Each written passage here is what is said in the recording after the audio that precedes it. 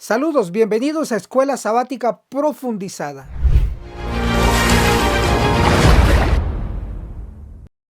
Si aún no te has suscrito en nuestro canal del Pastor Enoc Martín, suscríbete, dale clic en el botón rojo donde dice suscribirse y también clic a la campanita donde dice todas para que te llegue todas las notificaciones cada vez que tu servidor suba video nuevo y así estarás actualizado. Muchas gracias. Lección 13. El fin de la misión de Dios. El fin de la misión de Dios está registrado en el último libro de la Biblia, el Apocalipsis, directa y especialmente en el capítulo 14, con el mensaje de los tres ángeles. Explicaré Apocalipsis 14 con grandes detalles y les daré un extra más. Que lo disfruten. Apocalipsis capítulo 14 del verso 1 al verso 20 contiene varios tópicos. Apocalipsis 14 del verso 1 al verso 5 está el tema de los 144,000 en el monte Sión a la hora 11. Apocalipsis 14 del verso 6 al verso 12 tenemos el mensaje de los tres ángeles. Apocalipsis 14, el verso 13 tenemos los santos dormidos y la resurrección especial. Apocalipsis 14 del verso 14 al verso 16 tenemos la primera sección de la cosecha, los primeros frutos, y Apocalipsis 14 del verso 17 al verso 20 tenemos la segunda sección de la cosecha, los segundos frutos. Iniciemos analizando el mensaje de los tres ángeles. El mensaje del primer ángel está registrado en Apocalipsis 14, el verso 6 y el verso 7. El contenido principal es el juicio investigador. El mensaje del segundo ángel está registrado en Apocalipsis 14, el verso 8. Su contenido principal es la caída de Babilonia. El mensaje del tercer ángel está registrado en Apocalipsis 14, del verso 9 al verso 12. El contenido principal es los mandamientos de Dios y la fe de Jesús. Apocalipsis 12, el verso 17 nos dice el testimonio de Jesús. Apocalipsis 19, el verso 10 dice que el testimonio de Jesús es el espíritu de profecía. Sintetizamos entonces el mensaje del tercer ángel. Su contenido principal es los mandamientos de Dios y el espíritu de profecía, los libros inspirados. El mensaje de los tres ángeles tiene dos aplicaciones. La primera aplicación es indirecta e histórica. La segunda aplicación es directa y profética. Para entender este punto, analicemos lo que dice el conflicto de los siglos en el apéndice, en la página 750. Los tres mensajes constituyen uno triple. Son tres tan solo en el orden en que se inicia su proclamación, pero una vez iniciada, estas siguen juntos y son inseparables. Entonces los tres ángeles se fusionan, se unifican en uno triple. Son inseparables. Si un mensaje se repite, se repiten los otros porque están unificados. Veamos Apocalipsis 14, el versículo 8, hablando del segundo ángel. Un segundo ángel lo siguió diciendo: ha caído la gran Babilonia. Ese es el mensaje. Ahora leamos lo que dice Apocalipsis 18, el verso 2. Y clamó con potente voz: ha caído la gran Babilonia. Obsérvese que el mensaje del segundo ángel en Apocalipsis 14, se repite en Apocalipsis 18. Si el mensaje del segundo ángel se repite, implica que los otros dos mensajes también se repiten. ¿Por qué? Porque son un solo mensaje, inseparables. Ahora veamos lo que dice también el espíritu de profecía en Testimonios para los Ministros, en la página 59, el capítulo La Iglesia de Cristo. El mensaje del segundo ángel habría de ir a Babilonia, las iglesias, para proclamar su caída y llamar al pueblo a salir de ella. Este mismo mensaje ha de ser proclamado la segunda vez. Lo que está diciendo la inspiración es que se va a repetir el mensaje del segundo ángel. Y como consecuencia se repite también el mensaje del primero y el mensaje del tercero, porque son uno triple, inseparables. Entonces hemos establecido este principio, que el mensaje de los tres ángeles tiene una aplicación indirecta y tiene una aplicación directa. Dos aplicaciones. Analicemos la aplicación indirecta e histórica del mensaje de los tres ángeles.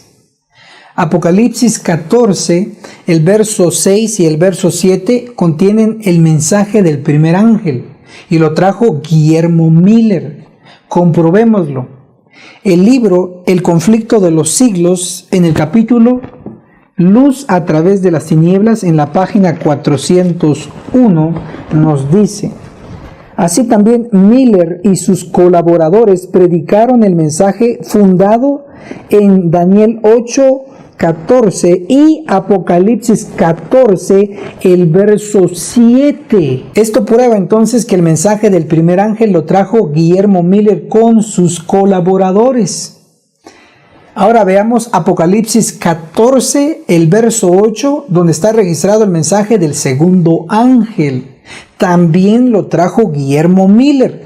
Para ello podemos leer lo que dice el espíritu de profecía en el libro Primeros Escritos, desde la página 229 a la página 239. Cubre varios capítulos. Está entre ellos Guillermo Miller, otro capítulo, el mensaje del primer ángel y el mensaje del segundo ángel. Tenemos estos tres capítulos. Esto prueba que Guillermo Miller trajo también el mensaje del segundo ángel. Pero, como sabemos, el mensaje del primer ángel trajo un chasco. El mensaje del segundo ángel trajo otro chasco. Sin embargo, el espíritu de profecía nos dice en el libro El otro poder, en la página 26, el primero y el segundo mensajes fueron dados en 1843 y 1844. Luego dice el libro Una palabra a la manada pequeña, en la página 8, nos declara: leemos, Dios aprobó la proclamación de 1843 y el 10º día del 7º mes de 1844. Entonces es claro que tanto el mensaje del primer ángel, el mensaje del segundo ángel, que lo trajo Guillermo Miller, fueron aprobados por Dios, fueron permitidos porque tenían un objetivo. Guillermo Miller también iba a traer el mensaje del tercer ángel. Sin embargo, al analizar que el mensaje del primer ángel trajo un chasco y el mensaje del segundo ángel otro chasco, él pensó que si traía el mensaje del tercer ángel también iba a traer un tercer chasco. Así que se desanimó y sus colaboradores también lo desanimaron. Y eso está registrado en Primeros Escritos, libro de Elena de White, en la página 258, el capítulo El mensaje del tercer ángel. Dice: Dios permitió que cayese bajo el poder de Satanás, o sea, el dominio de la muerte, y lo ocultó en la tumba para resguardarle de aquellos que procuraban constantemente apartarle de la verdad. Moisés erró cuando estaba por entrar en la tierra prometida. Así también vi que Guillermo Miller erró cuando estaba por entrar en la Canaán celestial, al permitir que su influencia se opusiese a la verdad. Otros le indujeron a esto, otros tendrán que dar cuenta de ello.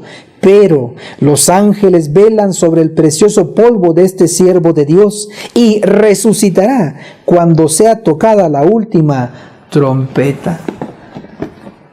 Acá nos da una grande lección, y Guillermo Miller iba a traer el mensaje del tercer ángel, sin embargo no lo trajo. Y Dios permitió que fuera al descanso en la tumba para que no se perdiera, porque rechazar un mensaje es rechazar al Espíritu de verdad, al Espíritu Santo, y cometer el pecado imperdonable. Por eso Dios lo llevó al descanso en la tumba, y los ángeles velan el precioso polvo del siervo de Dios, Guillermo Miller. Lección para nosotros hoy: no rechacemos los mensajes que Dios envía hoy a la iglesia. No rechacemos las amonestaciones de sus siervos. Analicémoslo. No si lo apoya tal hombre erudito, no si lo apoya tal pastor, sino que debemos ver si lo apoya la palabra de Dios, si lo apoya el espíritu de profecía. Así debemos avanzar, pero cuidado con rechazar el mensaje de hoy enviado a la iglesia adventista del séptimo día. El mensaje del tercer ángel está registrado en Apocalipsis 14 del verso 9 al 12. ¿Quién trajo el mensaje del tercer ángel? Ya vimos que no fue Guillermo Miller. Entonces, ¿quién fue? La respuesta es Elena G. de White, profetisa de la iglesia adventista del séptimo día. Comprobémoslo en el libro Primeros Escritos, en el prólogo histórico. Nos dice: Elena Harmon, quien recibió de Dios en diciembre de 1844 una revelación profética. Obsérvese que el mensaje del primer ángel vino en 1843, el mensaje del segundo ángel en 1844, en el otoño, en octubre, pero el mensaje del tercer ángel llegó en diciembre de 1844 a través de Elena de White. Es interesante ver la transición entre Guillermo Miller a Elena G. de White. Para ello, leamos lo que dice la profecía en Apocalipsis, el capítulo 10, el versículo 10. Entonces tomé el librito de mano del ángel y lo comí, y en mi boca fue dulce como la miel, pero después que lo comí, fue amargo en mi estómago. Lo amargo representa el chasco que sufrió Guillermo Miller y sus colaboradores y el pueblo que aceptó el mensaje. Para ello vamos a leer lo que dice el Espíritu de Profecía en Mensajes Selectos, el tomo 2, el capítulo Los tres ángeles y el otro ángel, en la página 123. El subtítulo: el mensaje de Apocalipsis capítulo 10. Nos comenta: el chasco de los que esperaban ver al Señor en 1844 fue muy amargo para los que habían aguardado tan ardientemente su aparición. Entonces, en Apocalipsis capítulo 10, el verso 10, lo amargo representa el chasco que sufrió Guillermo Miller y su movimiento. Sigamos leyendo. Apocalipsis capítulo 10, ahora el verso 11. Y él me dijo: es necesario que otra vez profetices a muchos pueblos, y naciones, lenguas y reyes. Resaltamos la frase: es necesario que otra vez profetices. Veamos lo que dice el espíritu de profecía en Mensajes Selectos, tomo 2, el capítulo Los tres ángeles y el otro ángel, en la página 126. Había que repetir las declaraciones proféticas y había que dar a conocer la verdad esencial para la salvación. Elena de White fue la que repitió, junto con el movimiento adventista del séptimo día, el mensaje del primero, segundo, y introdujo el mensaje del tercer ángel. Entonces, Apocalipsis capítulo 10, el verso 10, cuando habla de lo amargo en su estómago, hace referencia al chasco de Guillermo Miller y su movimiento. Apocalipsis capítulo 10, el verso 11, cuando dice que es necesario profetizar otra vez, hace referencia al surgimiento de Elena de White como profetiza y trayendo el mensaje del tercer ángel. Y junto con ello, el movimiento adventista del séptimo día. Así fue la transición entre Guillermo Miller y Elena de White. Fue profetizado y se cumplió al pie de la letra. El cuarto ángel de Apocalipsis 18, el verso 1. Pero ¿por qué decimos el cuarto ángel? En Apocalipsis capítulo 14 tenemos tres ángeles. En Apocalipsis capítulo 18, el verso 1, tenemos otro ángel, es decir, el cuarto ángel. Pero también tenemos el espíritu de profecía, el libro Eventos del Tiempo Final de Elena G. de White, Eventos del Tiempo Final, en el capítulo 8, página 81. Ahora debe darse en todas partes del mundo el mensaje del cuarto ángel que sigue al tercero. En definitiva, entonces, el otro ángel de Apocalipsis 18:1 es el cuarto ángel. El mensaje del primer ángel lo trajo Guillermo Miller. El mensaje del segundo ángel también lo trajo Guillermo Miller. El mensaje del tercer ángel lo trajo Elena G. de White, profetisa de la Iglesia Adventista del séptimo día. Pero, ¿quién trajo el mensaje del cuarto ángel de Apocalipsis 18:1? La respuesta profética la tenemos en el libro de Malaquías, el capítulo 4, el verso 5 nos dice: mirad, yo os envío al profeta Elías antes que venga el grande y terrible día del Eterno. Dice el profeta, no dice la profetisa, por lo tanto es hombre.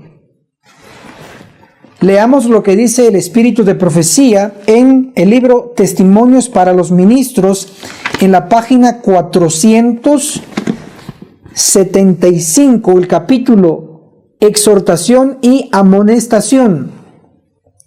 Que el cielo nos guíe es el subtítulo.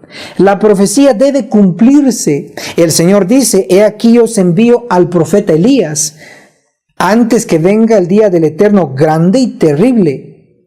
Alguien debe venir con el espíritu y el poder de Elías, y cuando él aparezca, los hombres posiblemente dirán: eres demasiado piadoso, no interpretas las escrituras de la debida manera. Déjame decirte cómo tienes que predicar tu mensaje. La profetisa Elena de White nos pronosticó que alguien tenía que venir. Y nos dice que cuando él aparezca, haciendo alusión que es una persona y es un hombre. Y la clave para identificarlo es que va a interpretar las escrituras sobre el día grande y terrible. Sobre el día grande haciendo alusión a los 144,000 sellados.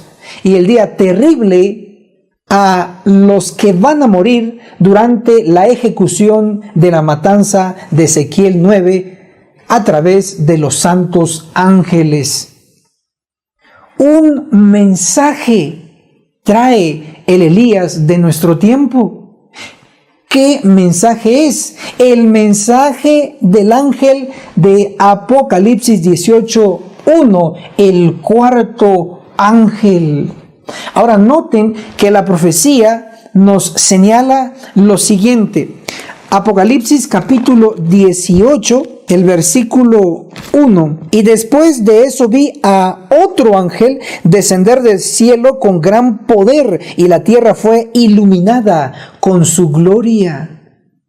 Este mensaje es tan poderoso que ilumina toda la tierra. Veamos qué dice el espíritu de profecía en el libro Primeros Escritos, en la página 277, el capítulo El fuerte clamor. Hablando del ángel de Apocalipsis 18:1, del cuarto ángel, nos declara: después vi otro ángel poderoso, al que se ordenó que bajase a la tierra y uniese su voz a la del tercer ángel para dar fuerza y vigor a su mensaje. Me detengo y explico brevemente. El mensaje del cuarto ángel de Apocalipsis 18:1 une su voz con el mensaje del tercer ángel para darle fuerza y vigor. Por lo tanto, es un mensaje amigo, porque viene a dar fuerza y vigor. Y se reafirma en Primeros Escritos, la página 277, el capítulo El fuerte clamor, nos dice: la obra de este ángel comienza a tiempo para unirse a la última magna obra del mensaje del tercer ángel, cuando éste se intensifica hasta ser un fuerte pregón. ¿Qué es lo que nos está diciendo esta cita? En palabras sencillas, que cuando el cuarto ángel una su voz con la voz del mensaje del tercer ángel, se producirá el fuerte pregón en todas las naciones. Ven que es vital aceptar, recibir de todo corazón el mensaje que Dios nos ha enviado actualmente a la Iglesia Adventista del Séptimo Día. No corran peligro al rechazar este bendito y poderoso mensaje. Entonces, el mensaje del cuarto ángel lo trae el tercer Elías, el Elías de nuestro tiempo. Ahora analicemos el mensaje de los tres ángeles en su segunda aplicación, directa y profética. Para ello analizaremos primero Apocalipsis 14 del verso 1 al verso 5. Son 5 versículos que nos ayudarán a entender la aplicación directa y profética del mensaje de los tres ángeles. Apocalipsis 14, el verso 1 nos dice: miré y vi al Cordero de pie sobre el monte Sión, y con él 144,000 que tenían el nombre del Cordero y el nombre de su Padre escrito en sus frentes. Apocalipsis 14, el verso 2: y oí una voz del cielo como el estruendo de muchas aguas, como el estampido de un gran trueno. Sin embargo, era el sonido de arpistas que tañían sus arpas. Tenemos dos versos, el 1 y el 2. En el 1 se nos menciona un evento que ocurre en la tierra, en el monte Sión. En el verso 2 se nos menciona un evento que ocurre en el cielo, porque dice: y oí una voz del cielo. Y lo que escuchó eran a arpistas. Vamos a dar un ejemplo para comprender bien estos dos versos. Dirijámonos al libro de Mateo, el capítulo 3, el verso 16 y el verso 17. Tan pronto como Jesús fue bautizado, subió del agua y en ese momento el cielo se abrió y Jesús vio al Espíritu de Dios que descendía como paloma y venía sobre él. El verso 16 nos habla de Jesús estando en la tierra. Después de que fue bautizado, descendió el Espíritu Santo como paloma. Pero ese evento ocurrió en la tierra. Mateo 3, el verso 17. Y una voz del cielo dijo: Este es mi Hijo amado en quien me complazco. La voz es del Padre porque dice: Este es mi Hijo amado. ¿Dónde estaba el Padre en ese momento? ¿En la tierra o en el cielo? Estaba en el cielo. El que estaba en la tierra era Cristo. De igual manera, en Apocalipsis, el capítulo 14, el verso 1, nos habla de un evento en la tierra, en el monte Sión, el Cordero, Cristo en la tierra con los 144,000. Pero Apocalipsis 14, el verso 2, nos habla de un evento en el cielo, a los arpistas con sus arpas.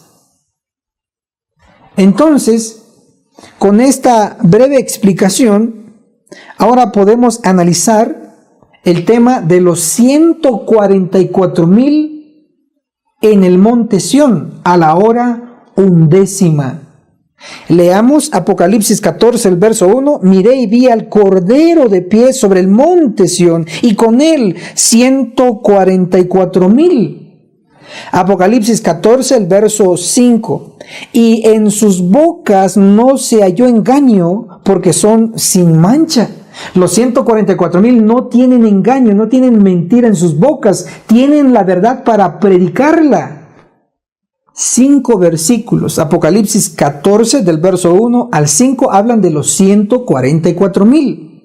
Estos versículos los van a interpretar 5 profetas. Me refiero al profeta Joel, al profeta Amós, al profeta Abdías, al profeta Miqueas y al profeta Sofonías.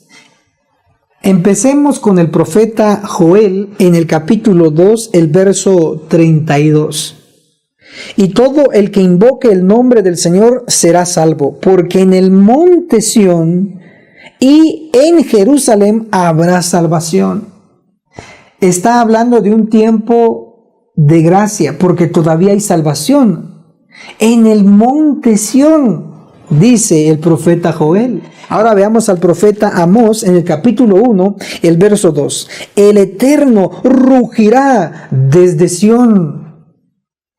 Otro profeta, Abdías, tiene solo un capítulo. En el verso 17 nos dice: pero en el monte Sión habrá un remanente que se salve, que será santo.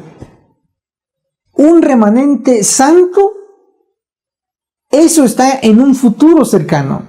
Sigamos leyendo. Abdías, el capítulo 1, el verso 21. Y vendrán salvadores al monte Sión. El monte Sión y sobre él salvadores. Definitivamente Apocalipsis 14, el verso 1 nos dice quiénes son. Los 144,000 sobre el monte Sión. Es impresionante cómo el profeta Abdías, siglos antes de Cristo, ya estaba hablando de los 144,000 sobre el monte Sión. Veamos otro profeta, Miqueas, el capítulo 4, el verso 7. De las lisiadas haré un remanente, y de las descarriadas una nación robusta, y el Señor, es decir, Cristo, reinará sobre ellos en el monte Sión, desde ese día y para siempre. El Señor Cristo reinará en el monte Sión. Sofonías capítulo 3, el verso 13 nos dice: el remanente de Israel no cometerá injusticia, ni dirá mentira, ni en su boca se hallará lengua engañosa. Al revisar la historia secular y la historia sagrada, no encontramos ningún pueblo, ningún remanente que en su totalidad no diga mentiras o engaño. Sin embargo, en la revelación se nos presenta una compañía especial. Me refiero al libro de Apocalipsis, en el capítulo 14, el verso 5, hablando de los 144,000, nos dice: y en sus bocas no se halló engaño, porque son sin mancha. El único grupo, el único remanente que es encontrado en su totalidad sin decir mentira ni engaño son los 144,000. Es sorprendente porque el profeta Sofonías, siglos antes de Cristo, ya había pronosticado el tema de los 144,000 como un número especial, como un pueblo peculiar. Los 144,000 estarán con el Cordero en la tierra, en el monte Sión, como lo hemos comprobado en el Antiguo Testamento por diversos profetas y también por Juan el Revelador. Pero ellos estarán sobre el monte Sión con el Cordero a la hora 11. Para ello vamos a leer lo que dice en Mateo capítulo 20, el verso 6. Volvió a salir cerca de la hora 11. Halló a otros ahí y les dijo: ¿por qué estáis aquí todo el día sin trabajar? A la hora 11. En Mateo capítulo 20 tenemos 5 llamadas de obreros para trabajar en la viña. La primera llamada la encontramos en la mañana, la segunda llamada a la hora tercera, la tercera llamada a la hora sexta, la cuarta llamada a la hora novena y la quinta llamada a la hora 11. 5 llamadas, y en la hora 11 es la hora 5 p.m., 5 de la tarde. En Apocalipsis capítulo 14 encontramos desde el verso 1 hasta el verso 5, 5 versículos hablando de los 144,000. En Mateo capítulo 20, el verso 6 nos dice: volvió a salir cerca de la hora 11, a las 5 de la tarde. Halló a otros ahí y les dijo: ¿por qué estáis aquí todo el día sin trabajar? Estas palabras, ¿a quién se le aplica actualmente? Para ello vamos a leer lo que dice el Espíritu de Profecía en Testimonios para la Iglesia, el tomo 5, en la página 189. Nos declara: las siguientes palabras de Cristo se aplican a la iglesia. ¿Por qué estáis todo el día desocupados? Mateo capítulo 20, verso 6. Entonces, la llamada a la hora 11 se aplica a la iglesia adventista del séptimo día. Ahora, veamos lo que dice Mateo capítulo 20, el versículo 7. Y dijeron: porque nadie nos contrató. Y les dijo: id también vosotros a la viña y recibiréis lo que sea justo. Los obreros de la hora 11 están desocupados porque nadie los ha contratado. Eso implica que no están empleados por la denominación, son libres y soberanos, son laicos. Mateo capítulo 20, el versículo 8 nos dice: al atardecer el señor de la viña dijo a su mayordomo: llama a los obreros y págales el jornal, empezando por los últimos hasta los primeros. Los últimos obreros son los obreros de la hora 11, de las 5 de la tarde. Obreros, su sinónimo es siervos. Apocalipsis capítulo 7, el versículo 3 nos habla de los siervos. Leamos. Y les dijo: no dañéis la tierra, ni el mar, ni los árboles, hasta que sellemos en sus frentes a los siervos, sinónimos, obreros de nuestro Dios. ¿Cuántos son? Apocalipsis 7, el verso 4. Y oí el número de los sellados: 144,000, sellados de todas las tribus de Israel. Sí, los obreros, los siervos, los últimos, a la hora 11, a las 5 de la tarde, 1 hora antes de ponerse el sol, son los 144,000 con una obra especial. ¿Qué obra? Para ello podemos leer lo que dice el espíritu de profecía en Eventos de los Últimos Días, en la página 215 y 216. El capítulo El fuerte clamor nos dice: en la hora 11 habrá miles que encontrarán y reconocerán la verdad. ¿Cuántos van a conocer la verdad en la hora 11? Miles en un día.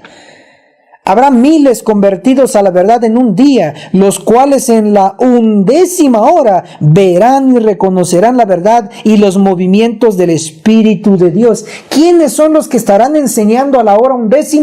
Los siervos de Dios. Los 144,000 son los que cumplirán de una manera directa la proclamación del primer mensaje, del segundo mensaje, del tercer mensaje y en especial del cuarto ángel uniendo su voz con la del tercero. Ellos son los que darán el fuerte pregón ante todas las naciones. Eso será maravilloso. Podemos ser parte de ese solemne y grandioso evento muy inminente.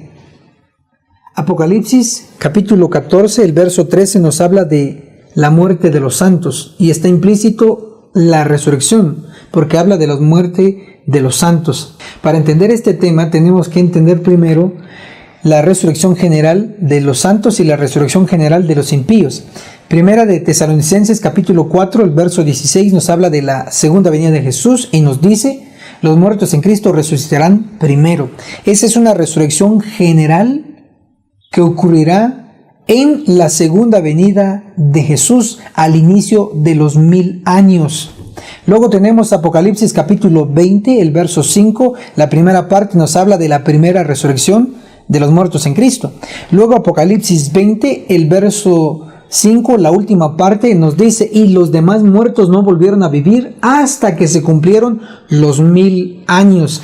Haciendo alusión a la resurrección general de los impíos después de los 1000 años. Entonces tenemos dos resurrecciones generales. La primera resurrección general es de buenos, de muertos en Cristo, y eso ocurre en la segunda venida de Jesús al inicio de los 1000 años.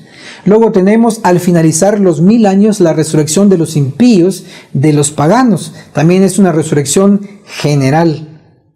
Lo separa 1000 años a estas dos resurrecciones, pero tenemos una resurrección en Daniel capítulo 12, el verso 2 nos dice: y muchos de los que duermen en el polvo de la tierra serán despertados, unos para vida eterna y otros para vergüenza y confusión eterna.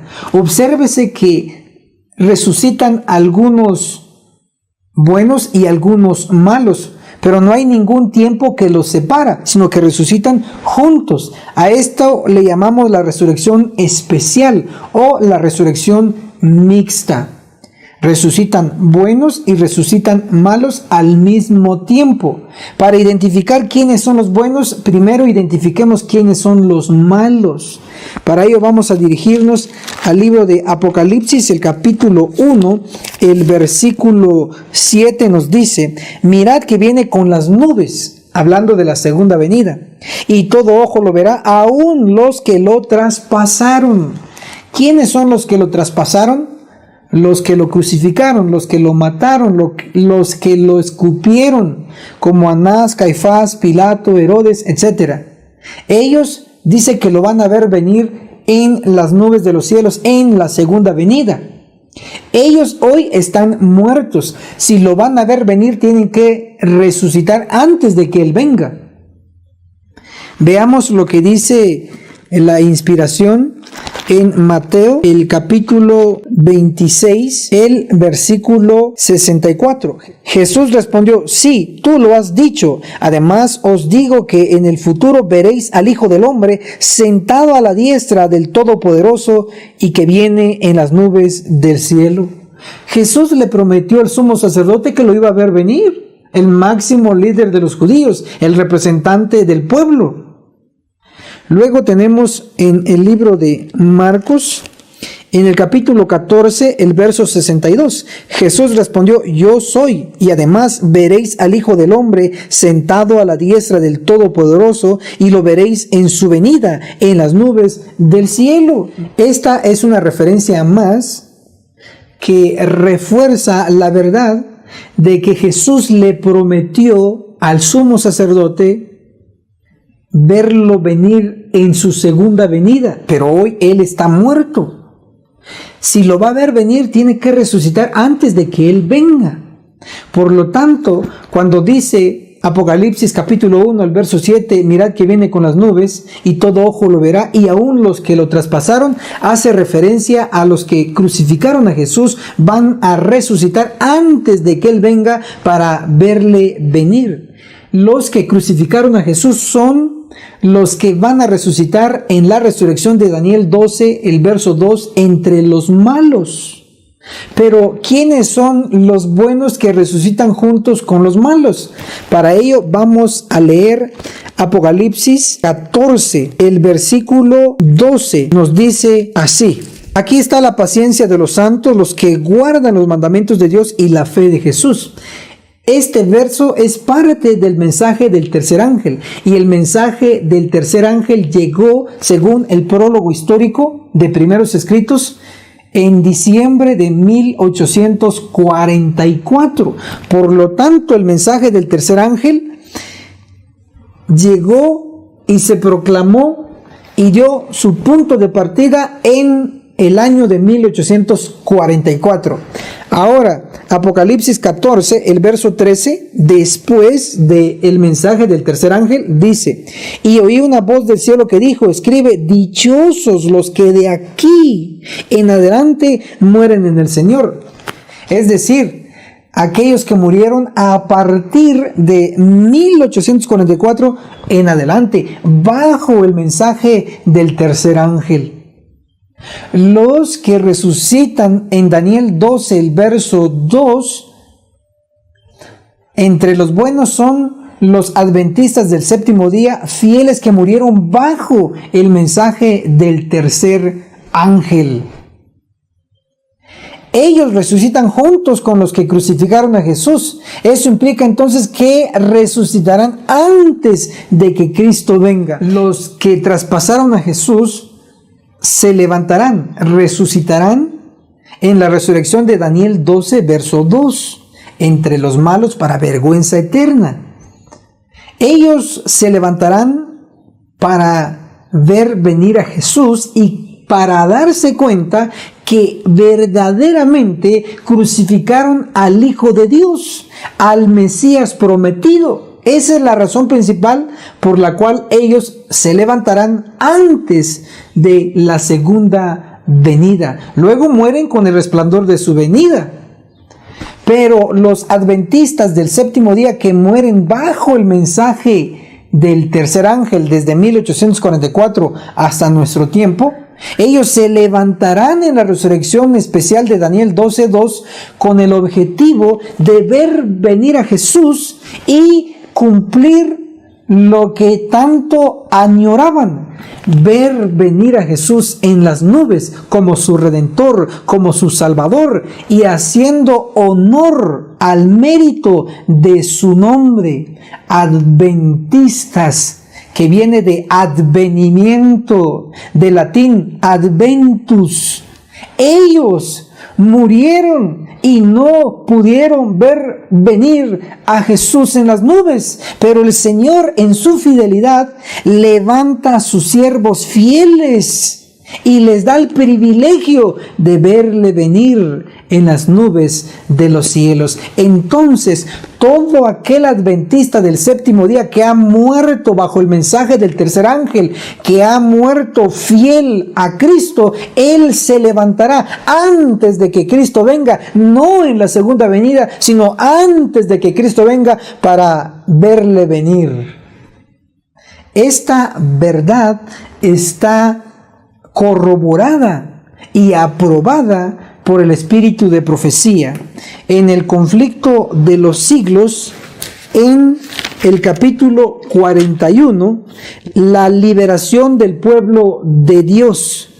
En la página 695 nos dice: todos los que murieron en la fe del mensaje del tercer ángel salen glorificados de la tumba para oír el pacto de paz que Dios hace con los que guardaron su ley. Los que le traspasaron, Apocalipsis 1:7, los que se mofaron, se rieron de la agonía de Cristo, y los enemigos más acérrimos de su verdad y de su pueblo son resucitados para mirarle en su gloria, para ver el honor con que serán recompensados los fieles y obedientes. Sí, hermano y hermana adventista del séptimo día, si usted tiene un ser querido adventista que murió bajo el mensaje del tercer ángel, no va a resucitar en la segunda venida de Jesús, no va a resucitar en la resurrección de primera de Tesalonicenses 4:16, los muertos en Cristo, no, va a resucitar antes. Es un privilegio para verle venir a Jesús en las nubes de los cielos. Debemos saberlo de una vez por todas y estar con esperanza, porque los fieles son recompensados. Finalmente, analicemos la cosecha en dos secciones. Apocalipsis capítulo 14, del verso 14 al verso 16, nos menciona la primera sección, la cosecha de los primeros frutos. Apocalipsis 14, del verso 17 al verso 20, nos menciona la segunda sección, la cosecha de los segundos frutos. Esta cosecha en dos secciones ocurre en tiempo de gracia. El primer ejemplo para demostrarlo es que en Apocalipsis 15 y Apocalipsis 16 tenemos las 7 postreras plagas. Sabemos que cuando empiecen a caer las plagas, es una señal de que la gracia ha terminado. Puesto que Apocalipsis 14 está antes de Apocalipsis 15, es decir, está antes de que caigan las plagas, implica que los eventos de Apocalipsis 14 ocurren en tiempo de gracia. Segundo ejemplo, Apocalipsis capítulo 14, el verso 1 se menciona a un cordero. Apocalipsis capítulo 5 también nos menciona al mismo cordero, pero nos da un detalle que está como inmolado, es decir, derramando sangre. San Juan capítulo 1, el verso 29 nos dice que el cordero es Cristo. Por lo tanto, Cristo, simbolizado por un cordero derramando sangre, implica que todavía está salvando, implica que todavía es tiempo de gracia. Por lo tanto, los eventos de Apocalipsis 14 ocurren en tiempo de gracia, incluyendo la cosecha en sus dos secciones. Analicemos la primera sección, la cosecha de los primeros frutos. Leamos Apocalipsis 14, el verso 14. Entonces miré y vi una nube blanca, y sobre la nube uno sentado semejante al Hijo del Hombre, con una corona de oro en su cabeza y en su mano una hoz aguda. El Hijo del Hombre es Cristo, indiscutiblemente. De igual manera, registrado en Apocalipsis 1, el verso 13, como el Hijo del Hombre. Lo interesante es que Jesús realiza una venida del cielo a la tierra en una nube blanca. Esta venida no es la segunda venida, porque en la segunda venida, según Apocalipsis 1, el verso 7, Jesús viene con las nubes. También, de acuerdo a primera de Tesalonicenses 4, el verso 17, Jesús en su segunda venida viene con las nubes. Pero en Apocalipsis 14, el verso 14, Jesús viene en una nube blanca. Además, en esta venida Jesús trae en su mano una hoz aguda, implicando que Él viene a cosechar, porque la hoz afilada es símbolo de cosecha. Veamos lo que realmente Jesús traerá para cosechar. Leamos Testimonios para la Iglesia, el tomo 1, en la página 175. nos dice: vi que el Señor le estaba sacando filo a su espada en el cielo para cegarlos. Cosecha. Ojalá que toda persona que profesa tibiamente su creencia pudiese comprender la obra de limpieza que Dios está por realizar entre su pueblo profeso. Sí, se va a eliminar la cizaña y se va a proteger y juntar el trigo. Por lo tanto, se nos pronostica una purificación para la iglesia. Jesús lo hará. También en Isaías el capítulo 59, el verso 20 nos dice: el Redentor vendrá a Sión. ¿Quién es el Redentor? Es Cristo. Dice vendrá, habla de una venida. ¿A dónde? A Sión. ¿Quién es Sión? En Isaías 59. Para ello podemos leer Isaías 51, el verso 16. Dice la última parte: Sión, pueblo mío, eres tú. Por lo tanto, Isaías 59, el verso 20, cuando dice el Redentor vendrá a Sión, implica la venida de Cristo a la iglesia. Y eso no es nuevo, se ha enseñado varias veces a través de la denominación en años pasados. Pero debemos recordarlo porque acá se está mencionando sobre una venida de Cristo. Para ello se puede leer lo que el pastor M.L. Andreasen, en su libro Isaías, el profeta del Evangelio, el volumen 3, en la página 49, nos comenta. Versículo 20, Isaías 59. El Redentor vendrá a Sión. Esta no es la venida en las nubes, sino la venida a la iglesia. Y cuando Él venga, Él hará la obra mencionada en Malaquías capítulo 3 del 1 al 3. Sí, Jesús va a visitar a la iglesia adventista del séptimo día. La tiene que purificar porque tenemos que terminar la obra en todo el mundo. Él la viene a purificar. Basado en Apocalipsis 14, el verso 14, Él trae una hoz afilada. Basado en lo que la hermana Elena de White vio, Jesús está afilando su espada para cortar.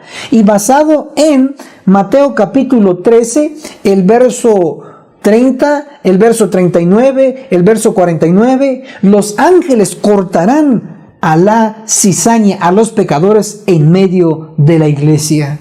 Cristo mismo realizará la primera cosecha y obtendrá los primeros frutos. ¿Quiénes son los primeros frutos? Eso lo podemos encontrar en Apocalipsis 14, el verso 4, hablando de los 144,000. En la última parte nos dice: estos fueron comprados de entre los hombres por primicias para Dios y para el Cordero.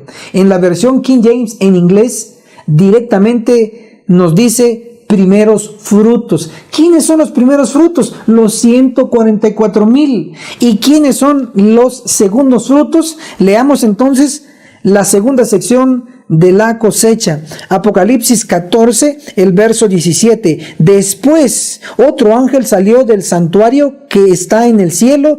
También tenía una hoz afilada.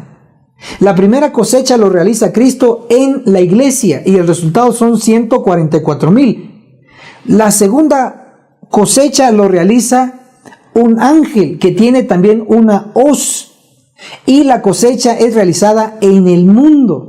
Para ello se puede comprobar con Apocalipsis 7, el verso 4 nos habla de los 144,000, los primeros frutos. Y luego Apocalipsis 7, el verso 9 nos dice: y después vi una gran multitud que ninguno podía contar, de toda nación, tribu, lengua y pueblo. Observes entonces que la gran multitud que nadie podía contar viene después de que están reunidos los primeros frutos, los 144,000. Por lo tanto, los segundos frutos es la gran multitud que ninguno podía contar. ¿Quiénes lo van a traer? Los 144,000 son los encargados de recolectar esa gran multitud. Eso es obra misionera. Eso indica la profecía. Apocalipsis 14, cuando se dé el fuerte pregón del mensaje de los 3 ángeles con las voces sin mentiras de los 144,000. Hermano y hermana, gracias por llegar hasta aquí.